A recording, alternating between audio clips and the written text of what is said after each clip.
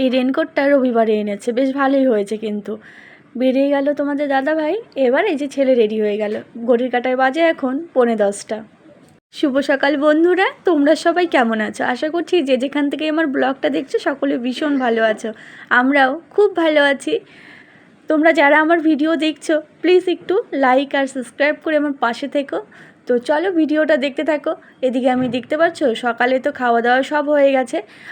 এদিকে আমি তুলসী মঞ্চটা লেপে নিচ্ছি। আর কালো কালো এদিকে দেখতে পাচ্ছ কত শ্যাওলা হয়ে গেছে। খুব সাবধানে এদিকে হাঁটতে হচ্ছে। তো একবার ভাবছি উঠোনটা লেপবো, ভাবছি না উঠোন তো লেপে কিছুই হবে না। এখন তো বৃষ্টি, মানে এই বেলা রোদ্রু তো ও বেলা বৃষ্টি।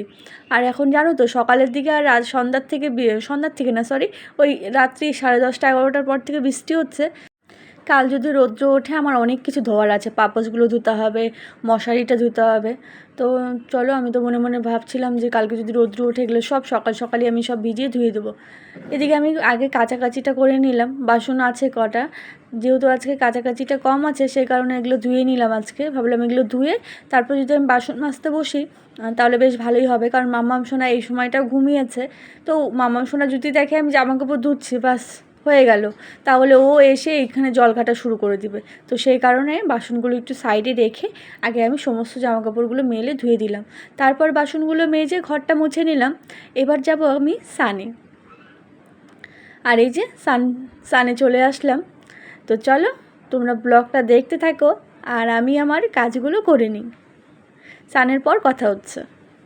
প্রজাপতিটা কি সুন্দর করে উড়ে বেড়াচ্ছে দেখতে পাচ্ছ। ওই ছোট সর্ষের গাছটাতেই শুধু বারবার ঘোরাফেরা করছে, ঘুরে ফিরেই ওখানেই আসে। মাম্মাম সোনা আজ কিন্তু অনেকটাই ঘুমোচ্ছে, মশারি টানিয়ে দিয়েছি যাতে মশা না বিরক্ত করে। এখনও ওঠেনি, আমি এখন পুজোটা দিয়ে নেব।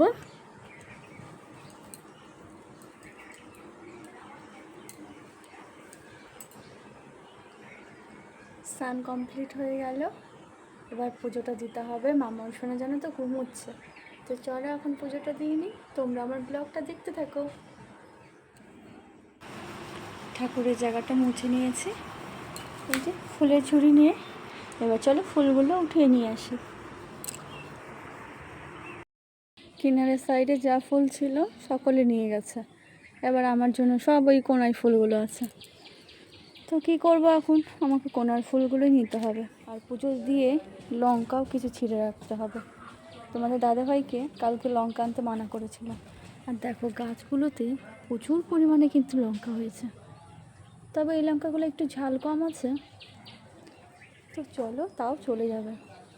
ওই পাশেও কিছু লঙ্কা আছে।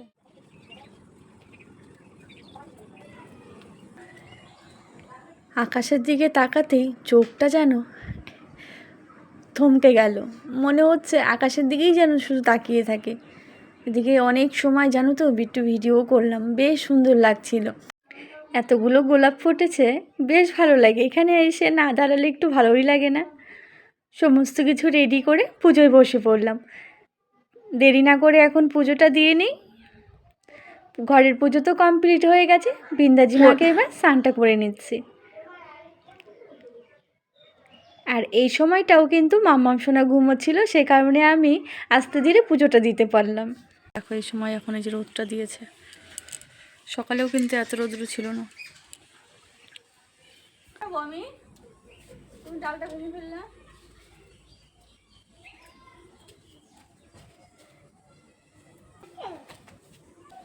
সেই গাছটায় কি পরিমাণে লঙ্কা হয়েছে দেখো একবার,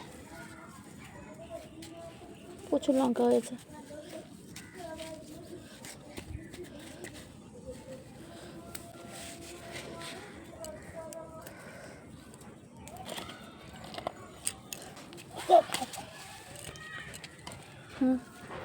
না না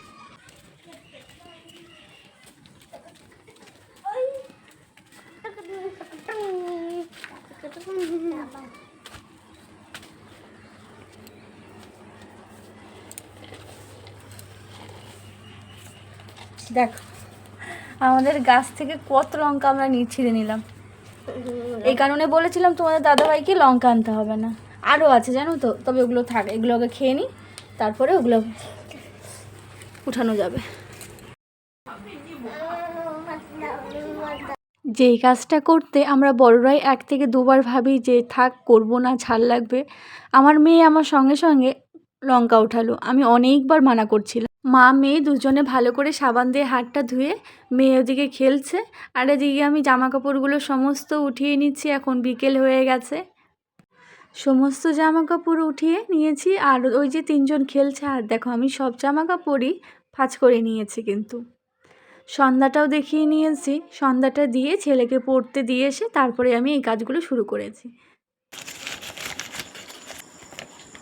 সিঙ্গারা খাচ্ছ? হ্যাঁ আছে তো। সকাল থেকে রাত পর্যন্ত এই কাজের মাঝেই ব্যস্ত থাকি আমি। আর এই দেখো বোটাগুলো সব ছাড়িয়ে রেখেছি। তোমাদের দাদাভাই সিঙ্গারা এনেছে, মিষ্টিও এনেছে। মিষ্টিগুলো বাটিতে ঢেলে রাখলাম, আর সিঙ্গারা এই যে মাম্মাম সোনাকে দিয়ে দিলাম। মাম্মাম সোনা দেখতে পাচ্ছ সিঙ্গারা খাচ্ছে।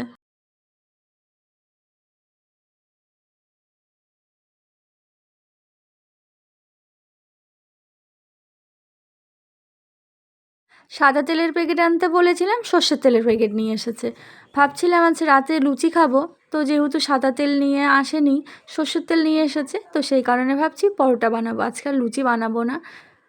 আর আমাদের এখন সিঙ্গারা মিষ্টি খাওয়া হয়ে গেল। মাম্মা ওই যে মিষ্টি খেলো না, দেখাচ্ছি মিষ্টিটাই দেখো আমি ধোয়া দিচ্ছি, দাঁড়াও। ঝুড়ি ভাজা করে রেখে দিয়েছে। সাদা তেলে লুচি বলছিল খাবে না, সেখানে সর্ষের তেল নিয়ে এসেছে। তো আমি বললাম না থাক, সর্ষের তেলে আমি লুচি খাবো না, কারণ সর্ষের তেলে লুচি ভালোও লাগে না। এদিকে দেখতে পাচ্ছ পরোটা ভেজে নিয়েছি, ছেলেকে দিয়ে দিয়েছি। ছেলে মেয়ে খাওয়া দাওয়া করে ঘুমিয়ে পড়েছে। ঘড়ির কাঁটায় বাজে কিন্তু 11টা। ঘরে গিয়ে দাঁড়াও দেখাচ্ছি। এই দেখো ঘড়ির কাঁটায় 11টা বেজে গেছে। এখন আমরা খাবারটা খেয়ে নেবো। তো আজকের ব্লগটা আমি এখানেই শেষ করছি। ভালো লাগলে লাইক সাবস্ক্রাইব করে আমার পাশে থাকবে। তো পরের দিন আবার দেখা হচ্ছে। আমরা দুজনের খাওয়ার নিয়ে একদম এসে পড়েছি। এখন খাবারটা খেয়ে বাসনগুলো আর এত রাত্রে আর মাজবো না, রেখে দেবো। সকালে উঠে সব বাসন মেজে নেব। তো চলো, গুড নাইট, সবাই ভালো থেকো, সুস্থ থেকো। পরের দিন আবার দেখা হচ্ছে।